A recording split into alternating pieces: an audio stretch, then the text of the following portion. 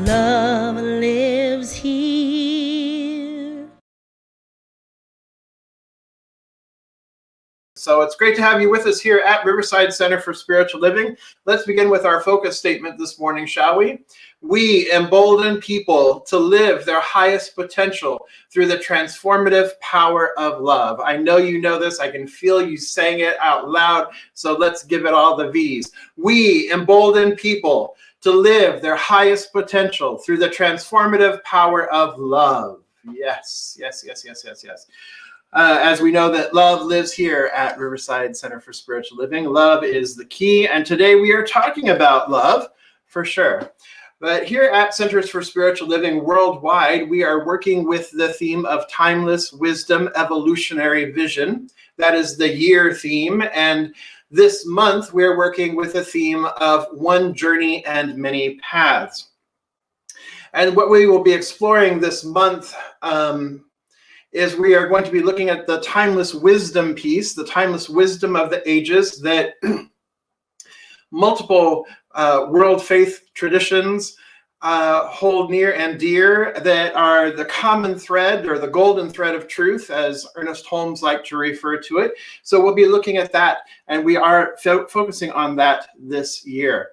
So the original title for today was The Infinite Invisible, which is a great title. And given the fact that today is Valentine's Day as well, I changed it to Lover of My Soul. And where this title came from actually comes from page 550 in the Science of Mind text.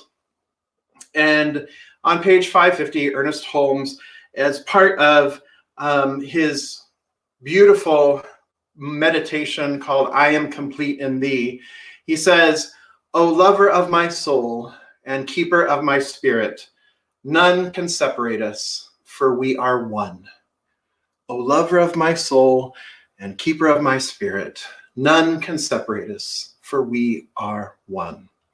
And this really speaks to the truth, that golden thread of truth that I just mentioned, that we are one, that spirit and us individually are one. Because what we know is that God is all that there is only one life, one infinite presence, one love. That is all that there is. And so therefore I must be that, you must be that, we must be that as well. That there is only one. And nothing could ever separate us from our oneness, from our unity. There is nothing that could separate us from that, because there is only the one. That's all that there is the one. So today I want to look at this lover of my soul. But before we do that, we need to back up just a little bit. And I want to share with you. Good morning, Patty. Great to see you. I want to share with you what is referred to as the three faces of God. I have shared this before, but I want to recap, and I think it was a couple years ago at least, but I want to recap what that means, the three faces of God. So the first face of God, or the first face of the divine, is it can be found in the statement of God is I am, right? Or I am that I am. So our idea, our concept of the divine is this, that there is just the one. It is the I am, right? And that we are it. So therefore that I am the microcosm of the macrocosm.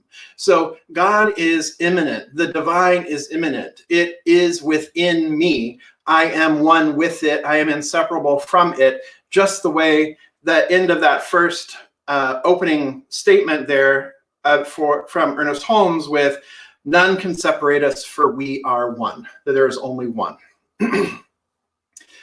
The shadow side of the first face of God, if we don't understand that the oneness, if we don't really understand our divinity, we can mistake that statement of I am to be our own ego personality, to be our little self, if you will, to be Jeffrey with the small j rather than Jeffrey with a capital J, that it is I with a small I, the smaller I, not I, the big I, the italicized I, that it is somehow me of my own self doing everything, rather than me of my own self do nothing. It's I have to create, I have to make, I am God, and then therefore it becomes this place, the shadow side comes from this place of misconception that that carries with it arrogance, that carries with it misunderstanding, that it's me, nobody else, it's me, I am, right? And so it's coming from a place of personality, from a place of ego. That is the shadow side of the I am, right? But what we know is that the I am is that indwelling presence. That is the I am that we teach and that we talk about here at Centers for Spiritual Living. So that's the first part. The third face of God is that it is the it. It is the, when we say that God is all there is, here at Centers for Spiritual Living, when we say that God is all there is, that there is not a spot where God is not, that God is in everything, God is as everything, that the universe is the manifest body of God, or the manifest body of the divine, that the universe is the manifest body, right? Then what we are saying is that everything is made of God, everything is God, and everything is an expression, an emanation, an impartation of the one life that is God, that is the divine. And that is also true. So that God is in everything, as everything, expressing always, forever and ever, right? So that is the more like the worldly view, right? That everything that we know of in creation, everything that we know of in the universe is God itself in individualized expression. The shadow side of that is that we could look to external stimuli for proof of God, that we might look to something outside ourselves for proof of God. And so that we can be lured into strictly seeing God in the face of the newborn baby, or God in the trees, or God in the wind, or God in nature, God in the ocean, God in the wisdom lines on someone's face, right? That we see God in, but if we don't also understand that God is within, not just external, but within, that can be a shadow side of the third face of God. The God is all there is. So here at Centers for Spiritual Living and in the New Thought movement in general, we are really, really good, and we are really, really tuned into this first face of God and this third face of God. God is I am, and God is all there is. We say it all the time. We hear it all the time. The area that we are still working to reconcile, I would say, is the second face of God. This is the you, thou face of God. This is the talking to God, talking with God, conversations with God. This is that personal, intimate relationship with the divine, that when we are speaking to God or we are speaking with God, then we use the word thou, or we use the word you. And we are taught in our spiritual mind treatment, in our affirmative prayer, that we never address God directly in prayer, because it sounds like we are talking to someone or something outside of ourselves, separate from ourselves. And so that's what we've been taught, because culturally we've been brought up in this society that there is an unhealthy second face of God, or an unhealthy relationship with God, an unhealthy second face of God, which is a God that is separate and external from us, which is a punitive God, which is a God that is a disciplinarian. It's a God that is capricious. It's a God that changes its mind willy-nilly, which is what capriciousness means, but it's there is, or it's punitive, or that it's mean, or that it could be loving, but at the same time it couldn't be. It's kind of that parental figure. Maybe you have a great relationship with your parent, or maybe you don't, but it feels like something separate and outside.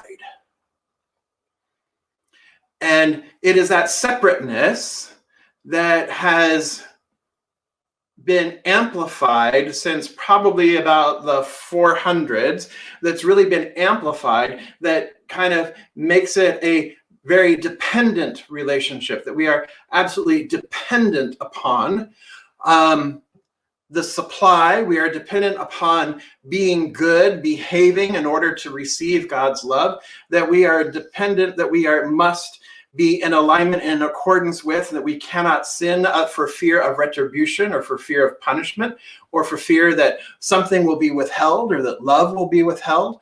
This is that negative relationship, that negative way of thinking that has been used to control, with fear, with guilt, with judgment.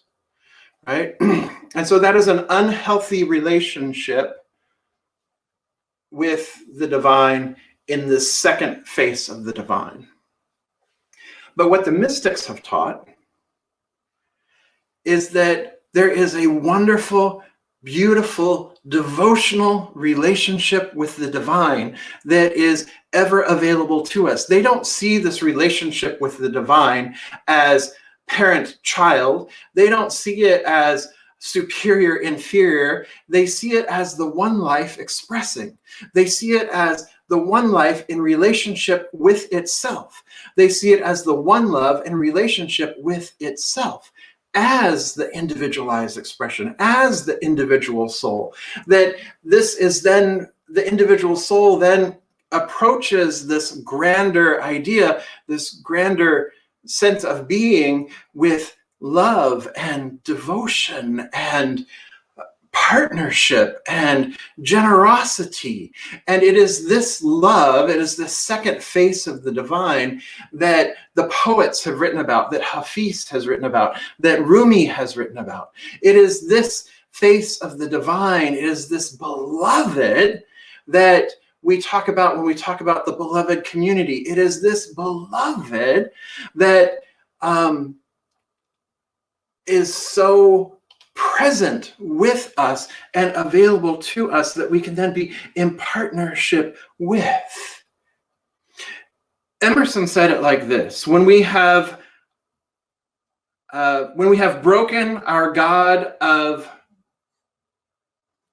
tradition, when we have broken our God of tradition and ceased from our God of rhetoric, then may God fire the heart with its presence. When we've broken the God of tradition and ceased with the God of rhetoric, though that is the the unhealthy second face of God, when we've done those things, then God itself can fire the heart with its presence, can then fill and move into the heart with its presence, to have this relationship, to have this loving relationship. It is this relationship that it is love God with all your heart, all your mind, and all your spirit. It's that type of relationship that the master teacher was talking about, and loving one another as our neighbors, loving each other as the beloved, right? And so the idea here is that rather than a parent-child relationship, what if we considered a different type of relationship with the beloved? What if we considered a partnership with the beloved? What if we thought of the beloved as our spouse? What if we thought of our beloved as our life partner, as the person or as the love presence that we want to spend the most time with, that we want to share everything with, that we want to live and grow old with, that we want to be part of, and be in union with, be in conscious union with. And this is referred to as the mystical marriage. This is what the Song of Psalms was, or Song of Songs, or the Song of Solomon was talking about, is this mystical union, this conscious mystical union, this mystical marriage.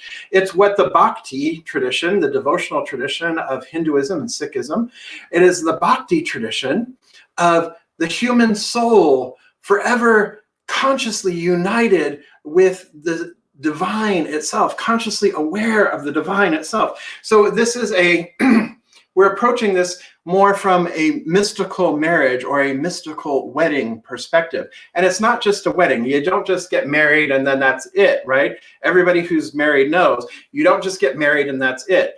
You don't just have your wedding and that's it, right? The wedding is one day. The marriage is the lifetime, right? So it's this mystical marriage that we're talking about here, where two become one, where we come into partnership with the divine. And if you think about it, if you're married or you've been in a committed relationship, then you know that what happens is that ideally you're partners.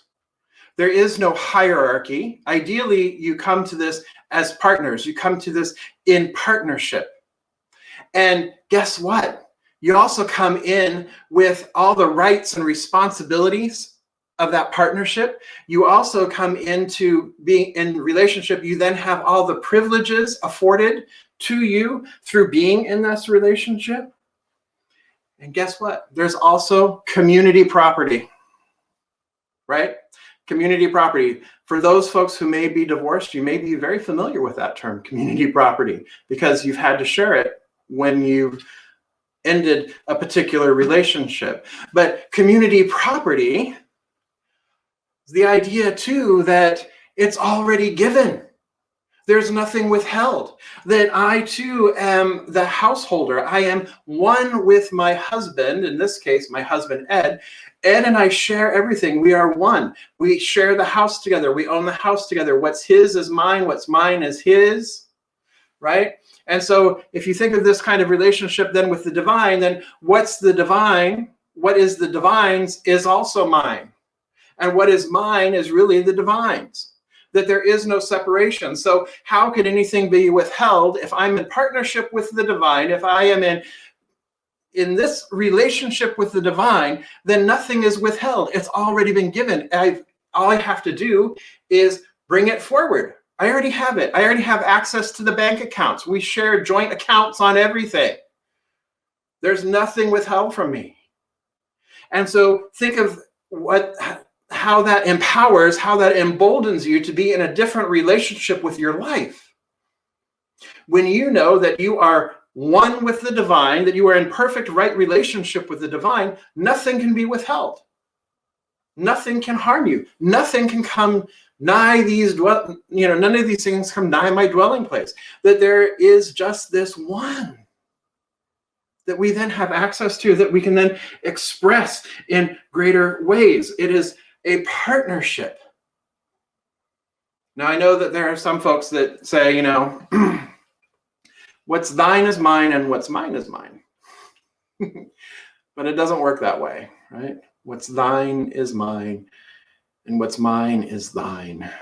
That it is a divine partnership. It is a divine relationship.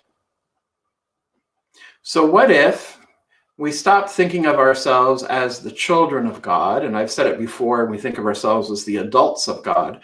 But what if we stop thinking of ourselves in that kind of relationship and begin thinking of ourselves as the spouse, the lover of my soul, keeper of my spirit? None can ever separate us, for we are one. What if we approached it from this place of a loving partner who always has the kind word, the gentle word, who stands with us when we are in sorrow, who celebrates with us when we are in joy, who lifts the burden when it's too heavy for us to carry, who helps share in all of it, who withholds absolutely nothing from us. who keeps no secrets, but who reveals all. What if we approach this from the idea of this unconditional love, this unconditional loving presence that is forever with us, right where we are, always accompanying us, never strays from us, never is separate from us. It is always with us, and we are always with it. How would we talk to it? How would we express ourselves through it, to it, with it? How would we converse? Would we use you and thou and love, my honey bunch, my sugar muffin, whatever you want to call it, right? How would you address the divine beloved? Would you have a conversation? Would you be willing to engage with it and allow it to engage with you? What might life look like if this were the relationship that we had with the divine, or if this is the relationship that we have with the divine?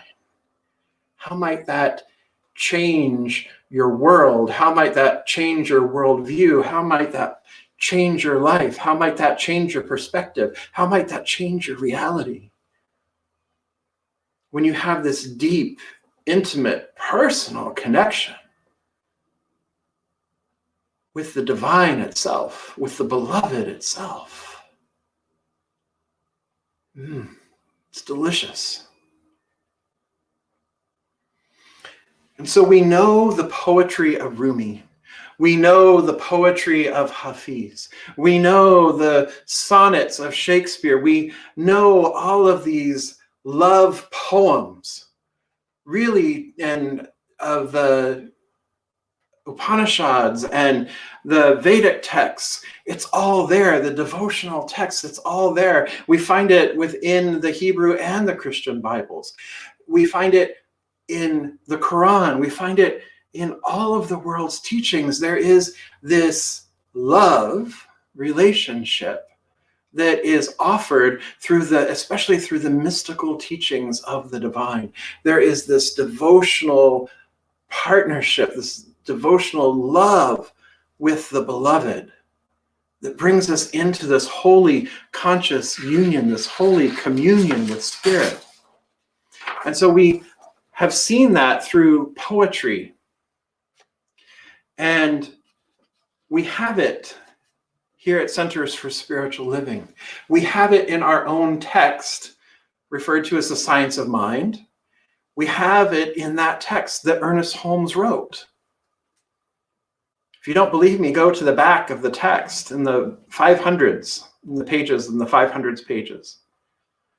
But in there, he has these, what he calls meditations, but really they're just beautiful poetry of love for the divine, expressing himself, expressing his love to the divine.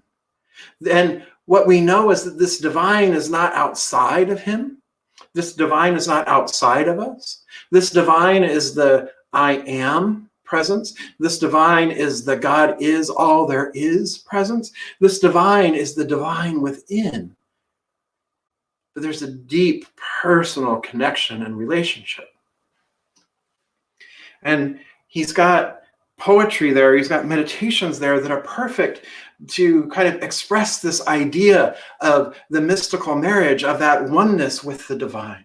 And so I want to share some of these with you that come from the back of the Science of Mind text. So in this moment, what I invite you to do is I invite you to raise your eyes, lift your eyes. Don't crack your neck, but just lift your eyes about 45 degrees, kind of where the ceiling and the wall meet, perhaps. We've talked about lifting our eyes before and why we do that, but let's go ahead and lift our eyes. And I invite you to receive these beautiful words from Ernest Holmes. The first one is, "The circle is complete," on page 513. The circle of love is complete. It comprehends all, includes all, and binds all together with cords of everlasting unity. I cannot depart from its presence, nor wander from its care. My love is complete within me. The love of God binds me to itself and will not let me go. I shall make a home for you, O my wonderful love, and we shall journey through this life hand in hand. I shall sit in your presence and learn the wondrous things you will tell me, for you are God. On page 539, he writes, O love divine. O love divine within me, I am overpowered by thy presence. I am speechless, for words cannot utter the things thou hast revealed to me. Why dost thou love me so? And why clasp me so close to thy eternal heart? O blessed presence, I know, for thou hast claimed me as thy own. I shall never more walk apart from thee. On page 540, he writes, the everlasting arms. His arms enfold me. His strength upholds me. His presence fills me with life and joy. I shall never more be sad or depressed, for I know that I do not walk life's path alone. There is one who goes with me and tells me all the things that I should know. There is a presence with me, guiding me into the perfect way. I rejoice, and I'm not alone. And on page 541, he writes, like a cloak, his love is wrapped around me. Like a warm garment, it shelters me from the storms of life. I feel and know that the almighty love envelops me in its close embrace.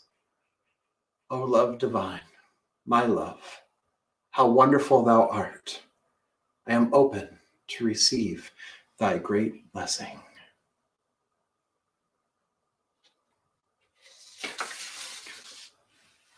This is the second face of God. This is the second face of God, the beloved. This is the divine relationship that I am inviting you to contemplate this week.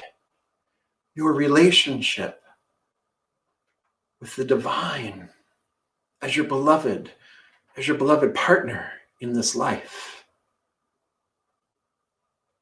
So this week I invite you to write a love letter. Doesn't have to be poetry. Perhaps you'd write poetry. Perhaps you might even write a song. But I invite you to write a love letter. A love letter to your beloved, the spirit within. And if that still feels too weird or odd to you, then maybe it would be easier to write a love letter to yourself. Start there. Write a love letter to yourself. Tell yourself, tell your beloved, all the ways in which you love yourself or you love the beloved. Express yourself, pour yourself, be vulnerable, open, and allow the divine inspiration to come to you and come through you. And what would a Valentine's Day be? And what would a message of love be without a closing quote from Rumi? And Rumi says this: the minute I heard my first love story, I started looking for you, not knowing how blind that was. Lovers don't finally meet somewhere. They're in each other all along. And so it is. So let's come together in consciousness now, shall we? Recognizing that there is just this one love. We take a slightly different approach today.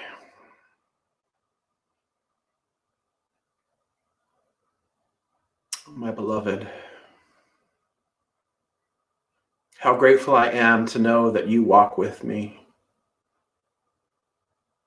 that you live as me, that I live as you.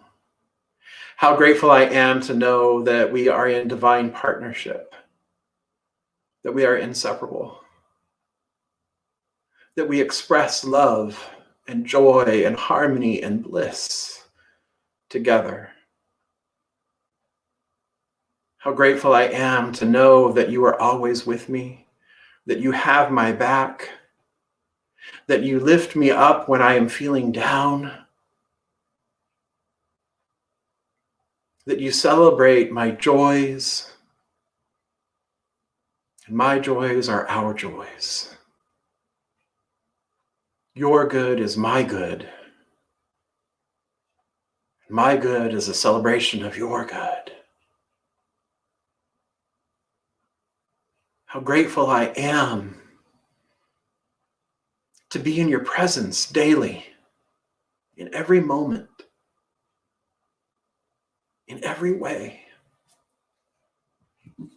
To know that we are inseparable.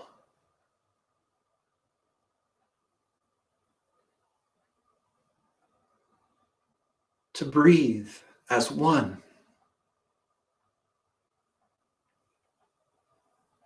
How good it is to know that you are breathing me and I am breathing you into the world. Let us be as one,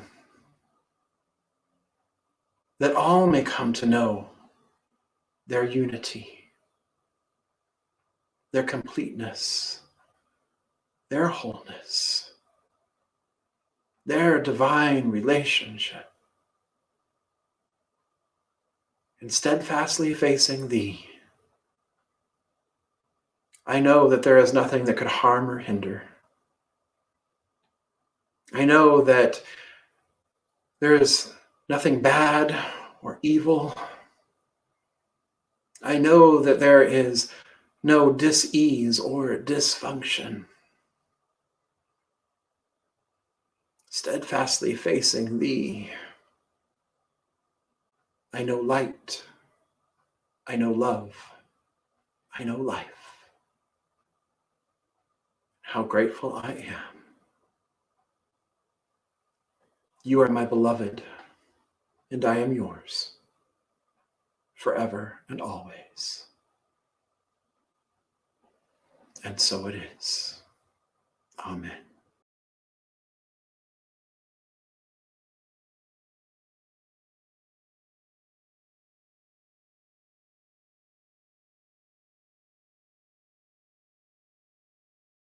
Love